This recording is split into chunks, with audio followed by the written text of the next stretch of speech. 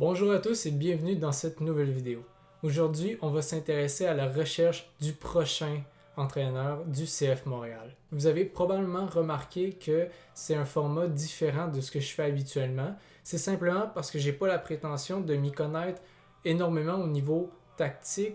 Donc, je voulais pas faire une vidéo aussi poussée, factuelle. Je préfère faire quelque chose de plus casual, de plus relax pour vous donner mon opinion un peu plus subjective de la situation. Maintenant, on peut passer au vif du sujet. Si vous ne le saviez pas déjà, Thierry Henry a remis sa démission la semaine passée en tant qu'entraîneur-chef du CF Montréal. Et depuis ce temps-là, on est un peu dans une zone grise, à savoir qui sera le prochain coach de l'équipe. Il laisse derrière lui une équipe qui, autant au niveau de l'effectif qu'au niveau tactique, était assez achevée et qui allait prendre tout son sens lors de la prochaine saison. L'équipe commence présentement son camp d'entraînement qui a débuté ce lundi dernier et pour l'instant, c'est Wilfred Nancy, l'ancien assistant coach, qui prend le relais par intérim. Toute cette situation nous mène à poser la question suivante: qui est fait pour le job? Qui est fait pour être le prochain coach de l'Impact de Montréal? Donc, avant de se prononcer sur un verdict final, il faut savoir quels sont les critères afin de déterminer qui est la personne qui va avoir le meilleur match entre l'effectif et l'organisation. Selon moi, les trois critères qu'Olivier Renard doit avoir afin de sélectionner le bon entraîneur sont les suivants. Premièrement, ça doit être quelqu'un qui parle français. Évidemment, la plupart des gens qui travaillent dans l'organisation parlent français. Il y a plusieurs joueurs qui parlent aussi français. Et pour donner des entrevues, c'est beaucoup plus intéressant si c'est en français. Dans un deuxième temps, le coach doit avoir une philosophie de jeu qui ressemble à celle d'Olivier Renard et de facto à celle de Thierry Henry. Ce que je veux dire par là, c'est que l'Impact, depuis l'arrivée de Thierry Henry, jouait un football plus de possession où qu'on imposait beaucoup plus notre jeu qu'auparavant ou qu'on subissait le jeu de l'adversaire. Et on veut un coach qui inspire cette même confiance. Parce que si on arrive et on embauche quelqu'un qui joue un football plus défensif, mais là, ça fait que tout l'effectif qu'on a bâti depuis l'arrivée d'Olivier Renard, il tombe un peu à l'eau. Puis ça, c'est impensable. Tous les efforts qui ont été mis depuis 2 ans, depuis l'arrivée d'Olivier Renard, doivent porter fruit sur le terrain. C'est impossible qu'on doive recommencer le travail à zéro. Et troisièmement, ce qui est un critère facultatif selon moi, mais c'est important que le coach ait une expérience MLS. Pourquoi une expérience MLS? Parce que la ligue est tellement différente des autres ligues que quelqu'un qui ne connaît pas la MLS va arriver ici avec un temps de retard, un temps d'adaptation. C'est notamment pourquoi que lorsque Rémi Gall et Thierry Henry sont arrivés, ils ont voulu garder Wilfred Nancy dans leur rang parce que c'est quelqu'un qui connaissait la MLS et ça permet au coach d'avoir un temps d'adaptation moindre. Mais dans un contexte où que la saison commence très bientôt, on n'a pas vraiment le temps d'avoir un coach qui ne connaît rien. Le coach doit absolument être prêt et connaître la MLS selon moi. Et les noms qui me viennent spontanément en tête, on pourrait penser à un retour de Mauro Biello. Sinon, il y a Marc Dos Santos à Vancouver qui a déjà été assistant coach à Montréal qui pourrait aussi faire un retour en tant que coach en chef. Sinon, on a aussi Yoann Danet qui est l'assistant coach du FC Cincinnati. Il y a aussi Patrick Vieira qui a récemment été congédié de l'OGC Nice. Selon moi, les deux premiers que j'ai nommés, on peut les oublier. Mauro Biello, on sait que ça n'a pas fonctionné et il joue un football plus défensif que ce qu'on est habitué de voir depuis l'an passé. Et pour ce qui est de Marc Dos Santos, il est au plein cœur d'un projet en expansion à Vancouver et je ne crois pas qu'il y a intérêt à partir puisque c'est cette année que son effectif normalement devrait prendre tout son sens et donner les meilleurs résultats possibles sur le terrain. Pour ce qui est de Yoann Damet, c'est l'assistant coach du FC Cincinnati depuis 2017 à l'époque de la USL. C'est aussi celui à qui on va demander de prendre la relève par intérim. C'est arrivé à 2 reprises depuis que Cincinnati est en MLS qu'on a changé de coach.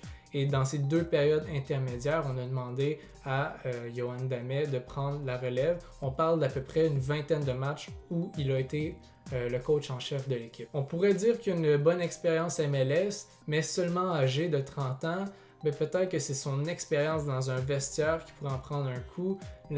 C'est sûr que l'équipe est jeune, on pourrait dire que un jeune entraîneur ferait pas vraiment de différence, mais moi j'ai un certain doute à voir un entraîneur-chef de 30 ans dans un vestiaire. Finalement, plusieurs personnes pensent que Patrick Vieira pourrait être la personne prête pour la situation du CF Montréal.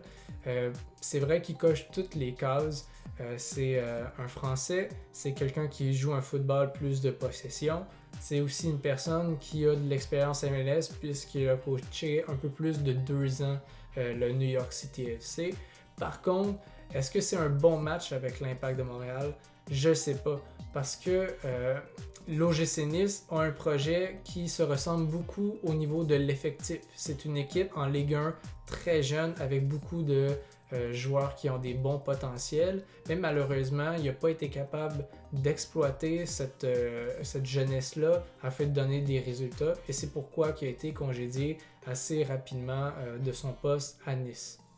C'est plutôt difficile de savoir si Patrick Vieira pourrait faire un travail honnête avec un effectif comme lui de Montréal, ou bien si c'est voué à l'échec comme ça a été avec l'équipe de Nice. C'est maintenant au moment où j'arrive à donner mon verdict personnel. Pourquoi on devrait aller piger ailleurs? Pourquoi qu'on devrait trouver une solution à long terme en ce moment, dans un contexte de pandémie où les entraîneurs ne sont pas nécessairement chauds à l'idée de passer, de s'isoler longtemps en Amérique, aux États-Unis avec l'équipe, et quand que, en plus, notre solution est potentiellement à même notre camp. Vous l'avez sûrement deviné, comme plusieurs experts le pensent, Wilfred Nancy est selon moi la personne qui est la mieux placée pour coacher l'Impact de Montréal, du moins pour le début de la saison. Pour ceux qui ne connaissent pas, c'est quelqu'un qui est avec l'Impact de Montréal depuis très longtemps. Avec Eulafroy, il a été un des membres fondateurs de l'Académie de l'Impact, donc il est là depuis 2010. Il a été appelé comme assistant coach par Mauro Biello en 2015, et à chaque fois qu'un nouveau coach est arrivé, depuis Mauro Biello, il a toujours été gardé au sein de l'effectif. Donc on se rappelle, Rémi Garde, quand il est arrivé, il a demandé à ce que Wilfred Nancy reste, et la même chose est arrivée quand que Thierry Henry est arrivé à Montréal.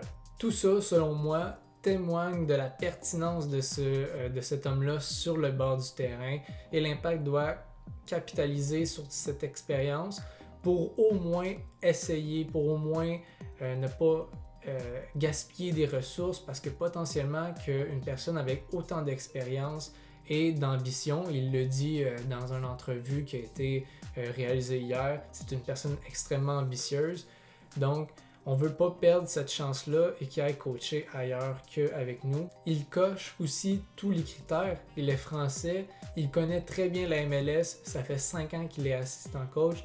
Il a aussi entraîné des jeunes de l'académie. Et surtout, la chose la plus importante selon moi, c'est que Wilfred Nancy s'inscrit dans un mouvement de continuité avec le coaching de Thierry Henry. Ce que je veux dire par là, c'est que c'est pas un nouveau coach qui arrive complètement avec un nouveau plan de match, des nouvelles stratégies. Non, c'est quelqu'un qui va arriver avec une idée de ce qu'il veut faire qui va ressembler probablement à ce que Henry voulait. Et il l'a dit en entrevue encore hier, qu'il préconise un football de pression, un peu comme ce qu'on a vu l'an passé. Donc les joueurs connaissent déjà cette stratégie-là, les joueurs connaissent déjà Wilfred Nancy, donc c'est une continuité et non une rupture. Et ce que ça fait qu'il y a beaucoup moins de temps d'adaptation pour les joueurs et l'entraîneur afin de donner le meilleur résultat sur le terrain. Selon moi, Wilfred Nancy est l'homme de la situation, surtout dans un contexte de pandémie où on sait que les options pour le prochain entraîneur sont vraiment limitées. Olivier Renard ne doit pas prendre une décision sur un coup de tête et ne doit pas prendre une décision avec les mains menottées. Ce que je veux dire par là, c'est que dans le contexte qu'on est en ce moment, où que la saison approche et que les options sont limitées, la décision sera nécessairement moins bonne que si Olivier avait le temps de faire des entrevues avec des potentiels coachs et aussi si son bassin est vraiment plus grand avec les frontières de tous les pays qui ne sont pas aussi limités qu'en ce moment. Merci à tous, j'espère que vous avez apprécié ce nouveau format un peu plus relax. Il y a une vidéo qui sort prochainement qui va porter sur tout le travail d'Olivier Renard pendant le mercato d'hiver. Donc si vous ne voulez pas manquer mon prochain contenu, n'hésitez pas à vous abonner si ce n'est pas déjà fait. Sinon, vous pouvez me dire dans les commentaires qui selon vous devrait prendre la place du coach, autant que ce soit dans l'immédiat, que ce soit la saison prochaine. Est-ce que vous avez des noms en tête qui m'ont échappé? Et je vous souhaite de vous porter bien et à la prochaine. Salut!